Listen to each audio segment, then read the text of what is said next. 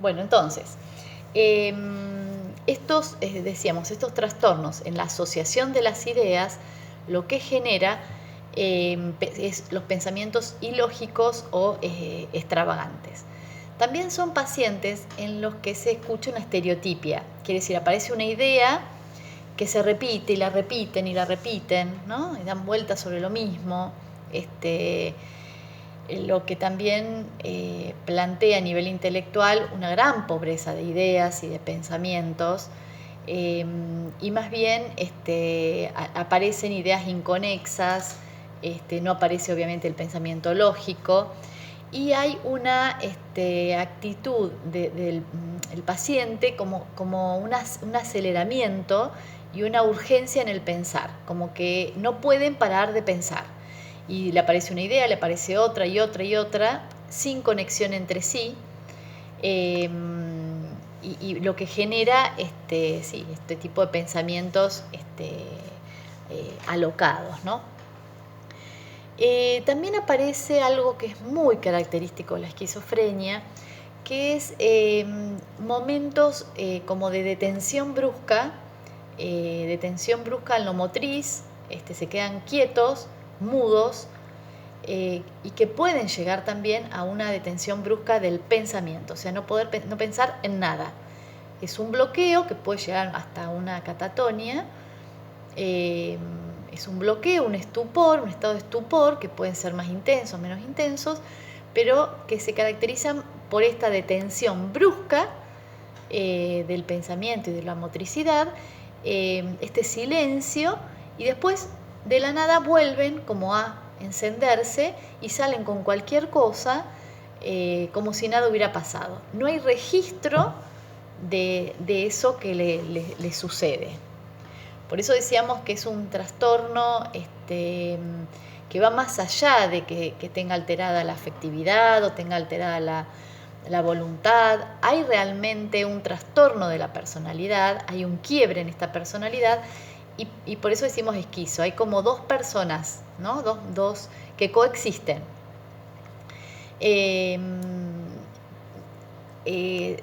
Hoy decíamos esto de la ambivalencia también, que se manifiesta en lo afectivo, en la voluntad y en lo intelectual, como un mismo paciente en un mismo momento puede, por ejemplo, querer algo y no quererlo, puede sentir una sensación agradable por un hecho, al mismo tiempo el segundo después siente una sensación desagradable, o en cuanto a la voluntad, quiero ir a tal lado, no quiero ir a tal lado, o en lo intelectual, sí, yo sé tal cosa o esto es así, y en el segundo siguiente, no, eso no es así, yo no lo sé hacer, o afirmar una cosa y negarla después.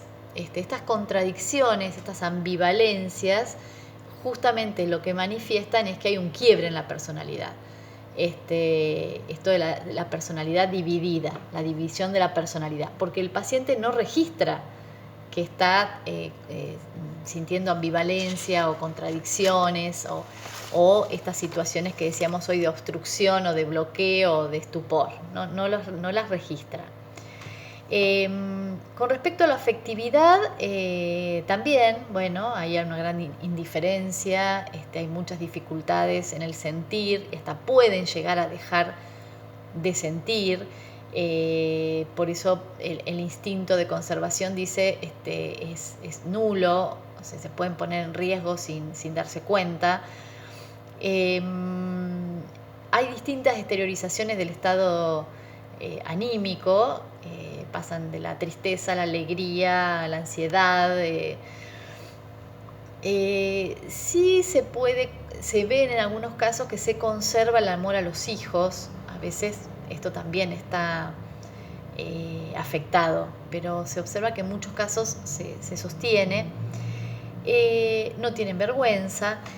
Y acá hay algo que los va a relacionar con el acompañamiento. Es un rasgo para tener en cuenta en estos pacientes, porque son pacientes que son inaccesibles a la influencia externa. Entonces, fíjense cómo podrían ustedes como AT acompañar a pacientes que tengan esta problemática, ¿no? Porque en realidad son pacientes muy caprichosos, muy impulsivos, todo el sentir o los deseos internos que le aparecen tienen que ser llevados a cabo inmediatamente, ¿no? Cualquier tipo de necesidad o deseo. Y bueno, y son impermeables entonces a la influencia externa, no sienten vergüenza y pueden llegar hasta a perder el registro de las necesidades o de las dolencias o las necesidades corporales, ¿no? Como hay ahí una desconexión importante producto de esta división de la personalidad. Y con respecto a la voluntad, son pacientes que parecen muy perezosos, desganados, que no sienten impulsos de hacer nada, pero también pueden ser pacientes que no pueden parar de moverse. O sea, pasan de estos estados de estupor o de bloqueo, de obstrucción que hablábamos hoy, o a moverse y moverse y moverse, ¿no? Sin poder parar y sin poder controlar los impulsos. Lo curioso es que en general esta enfermedad empieza como de a poco y las consultas aparecen a partir de los síntomas secundarios o accesorios, que no son los síntomas específicos de la esquizofrenia, pero que ya indican que algo de esta personalidad está empezando a fallar.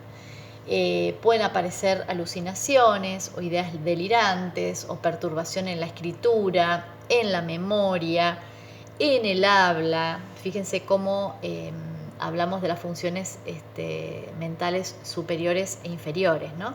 En la atención, en la memoria, después en el pensamiento, en el habla, en la escritura o los síntomas catatónicos, ¿no? Eso es lo que puede llevar al paciente o a la familia a consultar y muchas veces se puede decidir una internación, ¿no? En los momentos más críticos.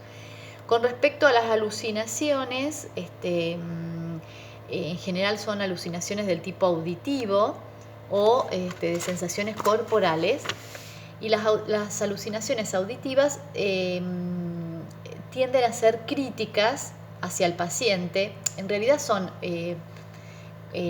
o una palabra o una frase muy corta, como puede ser qué sé yo, andate, y se le repite el andate, andate, andate.